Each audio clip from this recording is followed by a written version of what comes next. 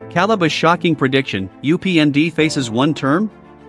Zambia political bombshell. 2026. Is Zambia heading for a political reset in the next election? Former Foreign Affairs Minister Harry Kalaba has made a bold declaration claiming that UPND is a one-term government. Is this just political rhetoric, or a warning rooted in voter frustration, economic pressure, and shifting alliances? Tonight, we break down what Kalaba said, why it matters, and what it signals for Zambia's political future. Good day, viewers. Welcome to another edition of InspirAfrica Official. I'm Nakash. Well, it's been quite a week here, hasn't it?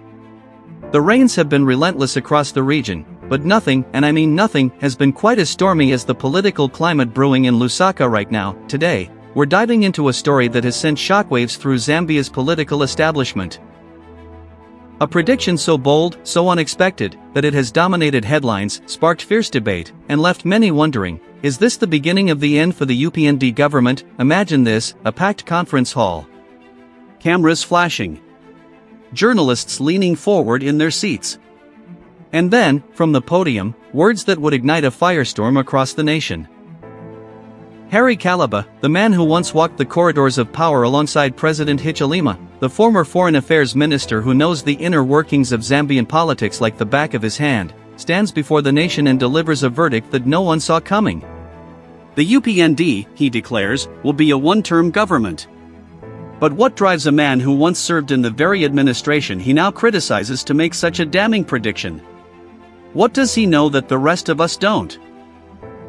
Is this political posturing from an opposition figure desperate for relevance, or is Harry Kalaba sounding an alarm bell that Zambians ignore at their peril? Could broken promises be the UPND's undoing? Has the euphoria of 2021's new dawn already faded into disillusionment? Are ordinary Zambians, struggling with the rising cost of living, looking at their leaders and asking, where is the change you promised us? And perhaps most chilling of all, if Kalaba is right, what does this mean for Zambia's democracy? What does it mean for the millions who placed their hope in democratic change? Could we be witnessing the early tremors of a political earthquake that will reshape Zambia's future? Factual foundation. The revelation came to light during a press conference held on January 15, 2026, at the Citizens First headquarters in Lusaka. Harry Kalaba, leader of the Citizens First Party and former Foreign Affairs Minister under the Patriotic Front government, gathered members of the press for what was initially billed as its State of the Nation address. For those who may not know, Harry Kalaba served as Zambia's Foreign Affairs Minister from 2015 to 2018 under President Edgar Lungu's administration. He resigned from that position in February 2018, citing what he called schemes by some named cadres to soil my name. Since then, he's positioned himself as an independent voice in Zambian politics, founding the Citizens First Party and becoming one of the UPND government's most vocal critics. The timing of this particular press conference was significant. It came just weeks after President Hakainde Hichilema's government announced new austerity measures, including controversial subsidy removals that have seen fuel prices soar to unprecedented levels. Street vendors in Lusaka's markets have been complaining. Transport operators have increased fares. Ordinary Zambians have been feeling the pinch in their daily lives. But the initial suspicion that something bigger was brewing came days earlier, when Kalaba's social media accounts began posting cryptic messages.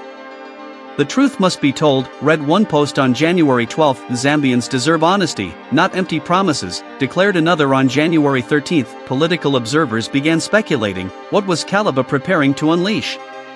When the day arrived, the conference hall was packed. Representatives from major media houses, ZNBC, Diamond TV, Prime Television, Movie TV, all present.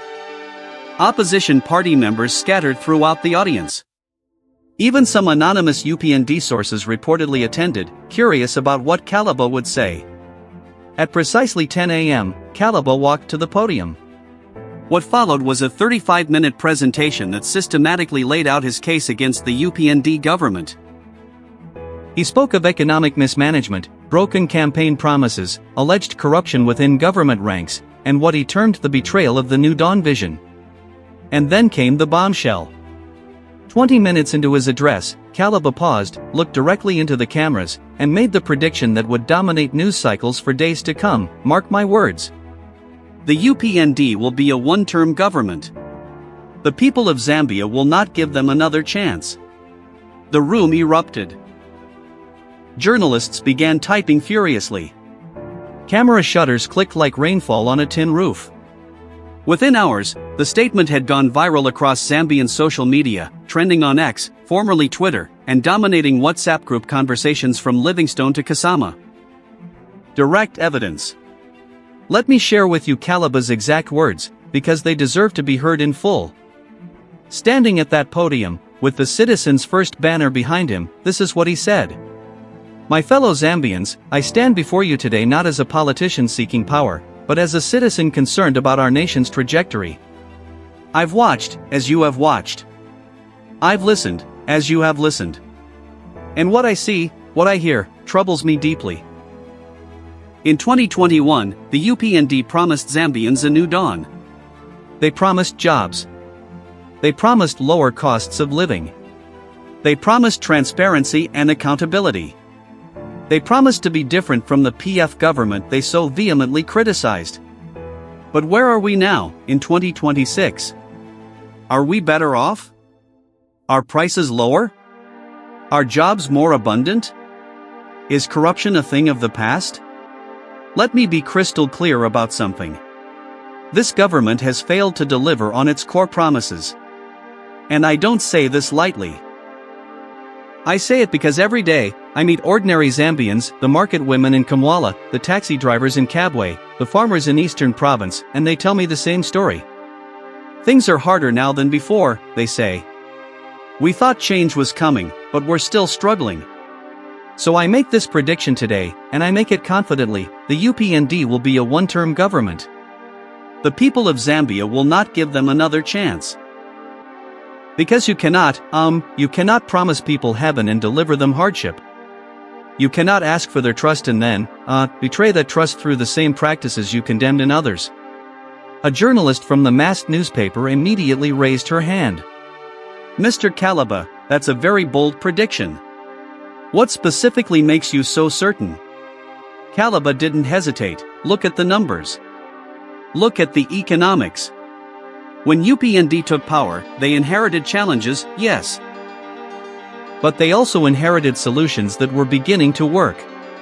The debt restructuring process was underway. The economy was stabilizing. What have they done? They've removed subsidies without putting safety nets in place. They've increased the cost of living without increasing people's incomes. They've talked about fighting corruption while their own members face serious allegations. Just last month, we saw revelations about questionable procurement processes in the Ministry of Health. We've seen reports of inflated contracts. We've seen the same patterns we saw under PF, but now with a different party in power. So when I say one term, I'm basing this on what Zambians are experiencing, not on political rhetoric. Another journalist, this time from ZNBC, pressed further, but isn't Citizens First also an opposition party? Couldn't this just be political strategy on your part? Kalaba leaned into the microphone. Look, I understand the skepticism. I do. But let me ask you this, and I ask every Zambian watching this, when you go to the market today, does your money stretch as far as it did in 2021? When you fill your fuel tank, are you paying less or more? When you look for employment, are opportunities more abundant or more scarce? I'm not asking you to trust me. I'm asking you to trust your own experiences. The UPND came to power on a wave of hope. But hope without delivery becomes disappointment. And disappointment, repeated enough times, becomes rejection. That's not politics. That's human nature. That's democracy at work. The conference continued with more exchanges, but perhaps the most telling moment came near the end, when a reporter asked about the 2026 elections and whether Citizens First would be challenging the UPND. Kalaba's response was measured but pointed. Whether Citizens First participates is one question. But the bigger question is whether the Zambian people will give UPND another mandate. And based on everything I'm seeing, Everything I'm hearing from citizens across this country, the answer is no. They won't. This will be a one-term government because the people have been let down. They voted for change, and what they got was more of the same, just with different faces. Deeper analysis. So what are we to make of Kalaba's prediction?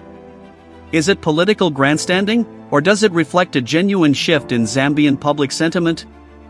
To understand the implications, we need to look at the broader context. The UPND came to power in August 2021 with a decisive victory, ending Edgar Lungu's PF administration amid widespread discontent over debt, economic mismanagement, and allegations of authoritarianism. President Hichilema promised economic recovery, job creation, and a return to democratic norms. Fast forward to 2026, and the picture is decidedly mixed. On one hand, the government has made progress on debt restructuring, secured some international investment, and maintained relatively peaceful democratic processes. On the other hand, ordinary Zambians are grappling with some of the highest living costs in recent memory. Political analyst Dr. Sishiwa, speaking to media outlets following Kalaba's press conference, offered this perspective. What we're seeing is a gap between macroeconomic indicators and lived economic reality. The government can point to GDP growth figures and successful debt negotiations, but if citizens can't afford basic commodities, those statistics mean very little politically. The UPND's response has been swift and dismissive. Information and Media Permanent Secretary Thabo Kawana released a statement calling Kalaba's prediction wishful thinking from a desperate politician seeking relevance. The statement continued, the UPND government is focused on delivering for all Zambians, not on political predictions from those who had their chance and failed. But political opposition parties have seized on Kalaba's statements.